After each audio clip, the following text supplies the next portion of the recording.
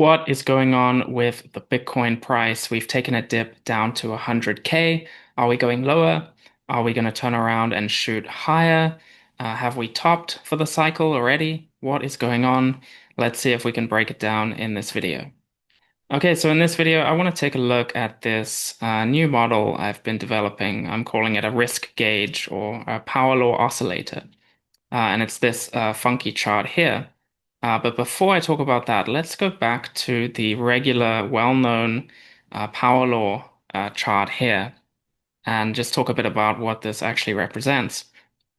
So what this chart is showing, it's a log linear chart of the Bitcoin price, and then I fit a trend line to the data, and this trend line just happens to be a power law, which is just a certain type of mathematical equation. But it fits this data extremely well. And this is kind of Bitcoin's structural long-term price trajectory. That's what this red line represents. And then you can see we've had volatility around the red line. We've gone way above it in previous cycles. We've gone way below it. But we always sort of oscillate around that trend line. Um, and yeah, let me just pull out the standard deviation bands here so you can kind of visualize this. Okay, so here we can visualize these standard deviation bands from that red trend line. And you can see it's been pretty normal for us to kind of hit the two standard deviation mark, or in the early days, we actually went way above it. And here too, and here too. And then sort of in the bear markets, you can see we've gone down to one standard deviation, almost to two standard deviations. And then you can see what's happened recently is things have been kind of flat, right? There's not been a lot of volatility. We've sort of oscillated a little bit around this middle trend line, but we haven't really touched the one or two standard deviation mark as we have in previous cycles. And I've just put the halving dates here as well, so we can kind of visualize these different epochs in Bitcoin's history. But one thing you can do with this power law model is you can actually look at how far Bitcoin has deviated from its long-term trend with respect to the historical price action. And then you can plot an oscillator. And in this way, it's sort of an easier way to kind of visualize Bitcoin's cycles with respect to its long-term price trend. So that's what I've done over here. And this sort of produces this power law oscillator. And what I've done is it's a percentile ranking. So it goes from 0 to 100. And then I've just color coded the various zones based on what we've seen historically. So this is expressed in a percentile. And what that means is let's take a value here, which is like the 99th percentile that we hit in 2013. What that means is 99% of the time, Bitcoin is below that level. So when we start getting to these really high levels, we can expect a correction back down towards the mean, towards the long-term structural price trend that Bitcoin has. So that's why I've dubbed this the bubble zone, right? And this is looking at the deviation of the Bitcoin price relative to the power law trend. That's what that's looking at. And you can see during bear markets, we've dipped way down here to like the first percentile or so. And that's saying that, 99% of the time, we're actually above that level. So what that indicates is, severe undervaluation, indicating that we're probably going to correct back up. And that's sort of what's happened over Bitcoin's history. We've got this oscillator pattern. It's like a sine wave, right? We go way up into these bubble zones, the bubble pops. We go down into these deep bear markets where we get very undervalued, and then we go way back up again. And all the while, we're just kind of oscillating around the trend.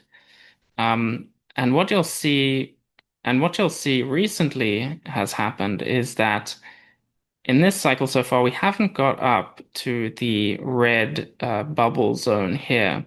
We've got briefly into the yellow zone, which I'm calling the heated region. So that's when things are sort of deviating from the trend line to the upside. Things are starting to get a bit heated, but we're not quite in bubble territory yet. And we've sort of peaked in that zone. And then we've sort of been dipping down, and we're currently in the green zone, which I'm calling the neutral zone, essentially kind of like fair value. We're just hovering around the trend line there. And yeah, so things are kind of we're kind of on a little bit of a downturn now. So the question is, have we topped?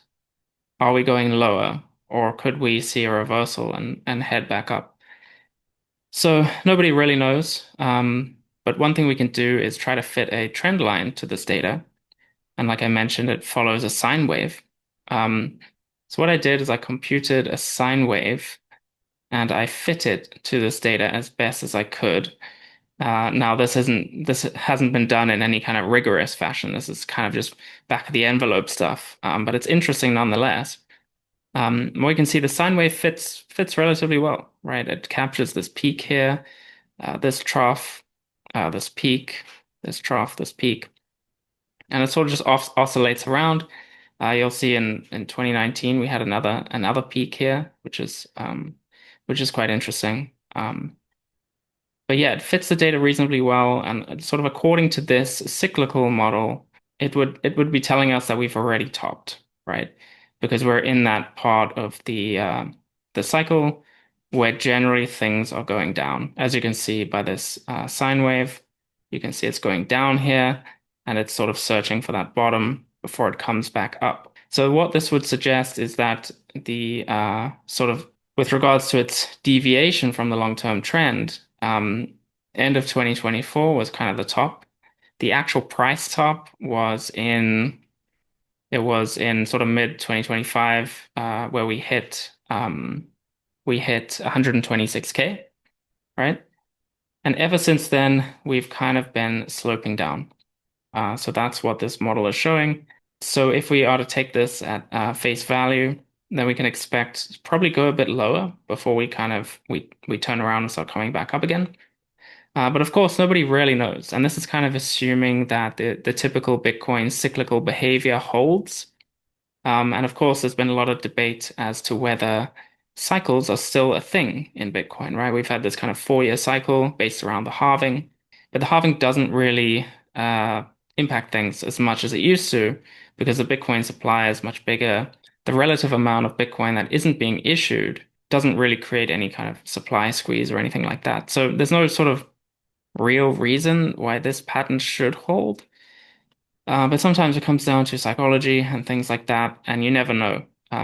So according to this kind of cyclical model, we probably are due for a bit of a downturn. The question is, how low could we go? And that's an interesting question because in previous cycles, we've had these massive rallies way up here into the bubble zone. We've gotten very extended with respect to Bitcoin's sort of long-term trend. And then we've come crashing way down into the undervalued zone. Now, this cycle, we haven't done that. We've gone up into the heated zone relatively briefly, and then we've come down. We're in the green zone now. So if I were to guess, I would say we probably won't have a massive drawdown like we have had in the past. We might come down a little bit lower than where we are now. Maybe dip into this, what I've dubbed the accumulation zone, because often what happens is Bitcoin dips down into the undervalued zone, and then we start coming back up, reaccumulating until we get into the green zone and above. So I think we could probably dip down there. I think it's possible. That would be roughly the 40th percentile or so. But I don't foresee us going down into the deep undervalued territory, just because we haven't had that massive overextension to the upside in the cycle yet. So what is a realistic price for the bottom? I don't really know. I don't think anybody knows. I haven't really computed this, but I've sort of been using as my sort of base case the 2-year moving average.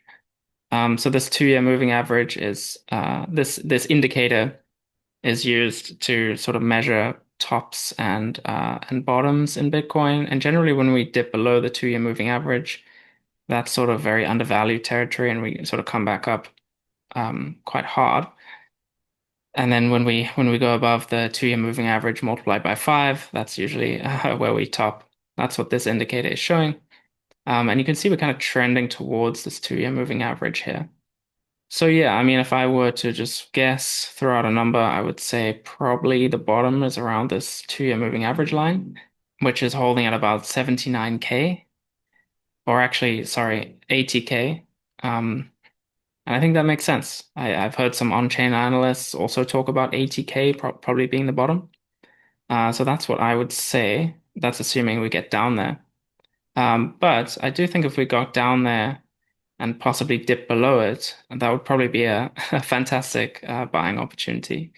Because I think it would be quite undervalued at that point.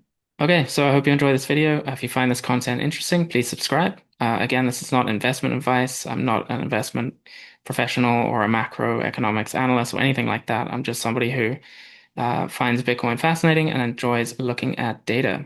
So if you want to follow along with these types of analyses, please do subscribe, and I'll see you again in the next video.